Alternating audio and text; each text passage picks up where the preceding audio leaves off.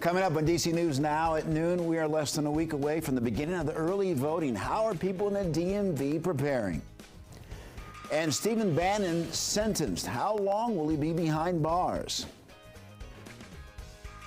Good afternoon, and thank you for joining us for DC News Now at noon. I'm Mark Hall. Weather forecaster Brittany Ward joins us with the latest check on the forecast. And Brittany, what can we expect heading into the weekend? You know, Mark, it's shaping out to be a nice weekend out there, filled with sunshine for your Saturday, but we are tracking a few rain showers for your Sunday afternoon. So definitely keep it here. We'll have a check of that forecast coming up in just a bit.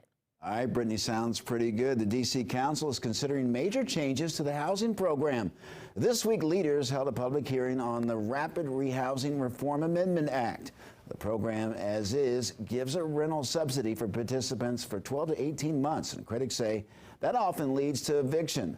That's because those in the program can't afford their rent after the subsidy ends. The draft legislation aims to fix that by paving a pathway for permanent housing vouchers.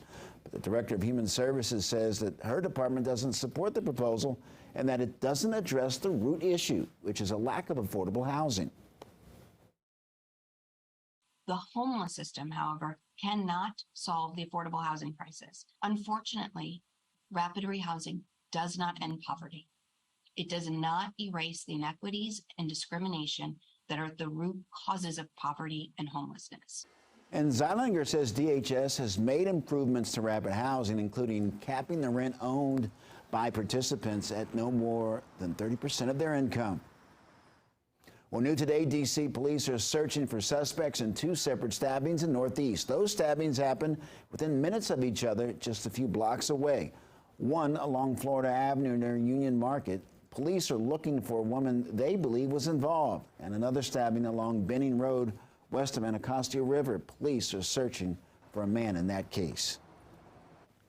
Well, breaking news, Steve Bannon, a former aide to former President Trump, has been sentenced to 4 months in prison. This sentence comes as a result of Bannon's refusal to comply with a subpoena from the January 6th investigation committee. He was sentenced in July on 2 counts of contempt of Congress. Bannon is also facing a $6,500 fine. Prosecutors originally asked for Bannon to be sentenced to 6 months in prison, while Bannon's lawyers were asking the judge to put him on probation.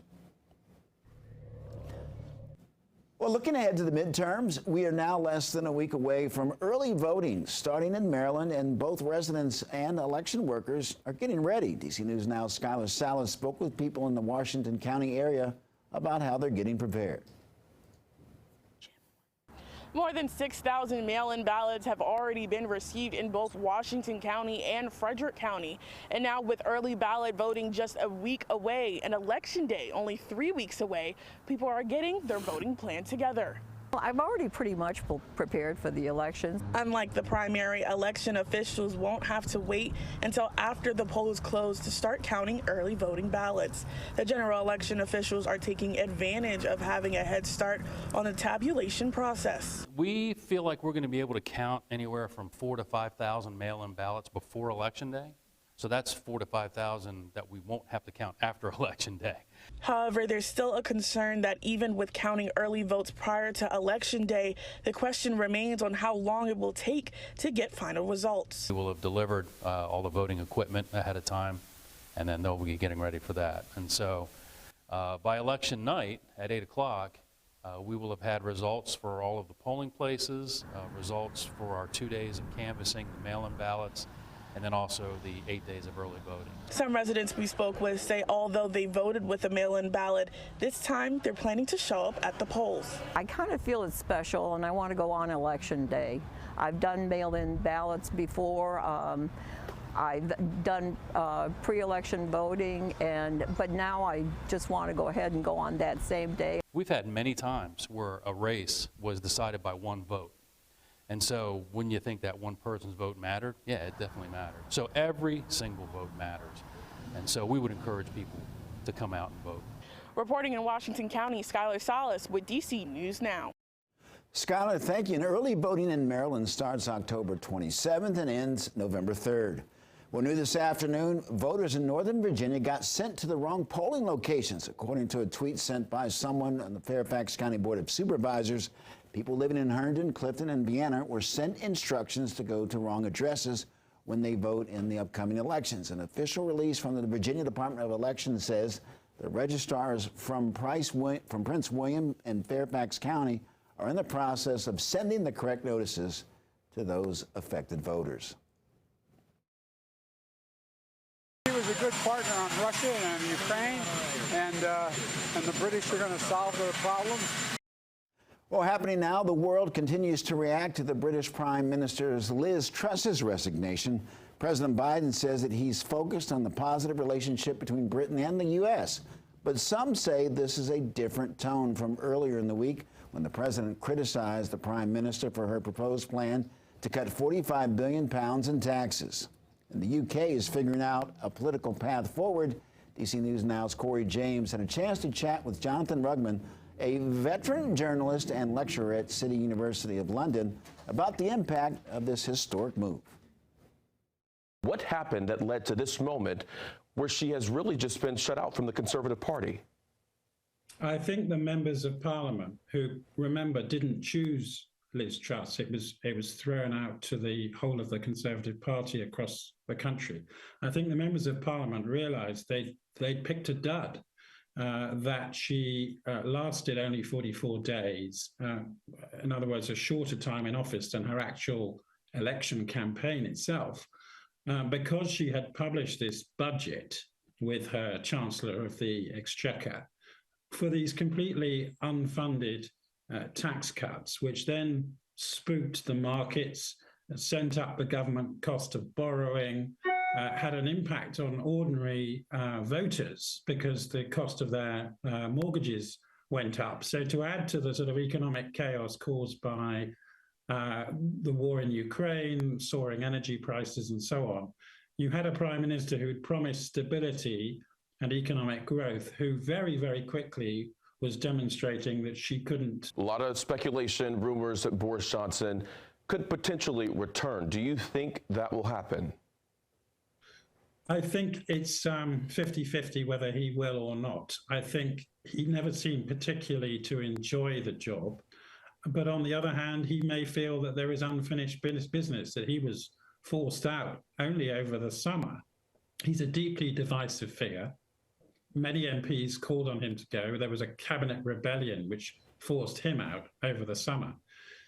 But the party, the MPs, may conclude next week when they have this leadership election that he won in 2019 big time, and that maybe he can win again. A big thanks to Corey James. The outgoing Prime Minister says that she will stay in office until the country finds a successor, which will likely happen sometime next week. Well, the Pentagon will soon provide travel funds and support for troops and their family members who seek abortions. Many of the major military bases in the U.S.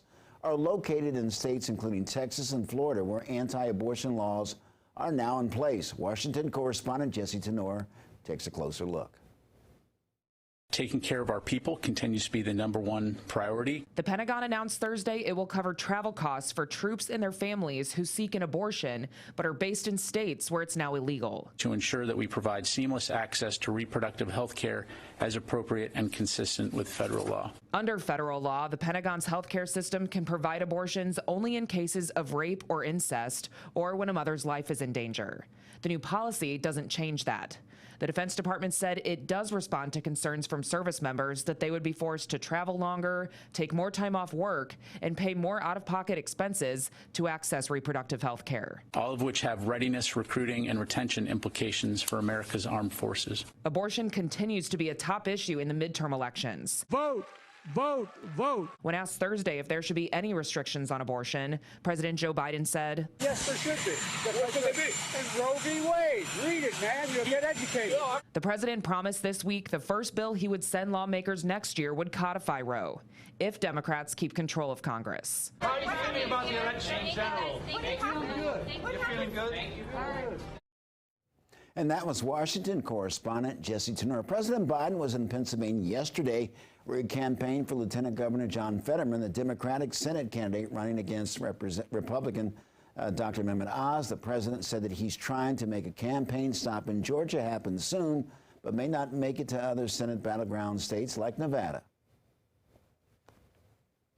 Well, new this afternoon, the widow of a former University of Southern California football player is suing the NCAA for failing to protect her late husband from serious head trauma.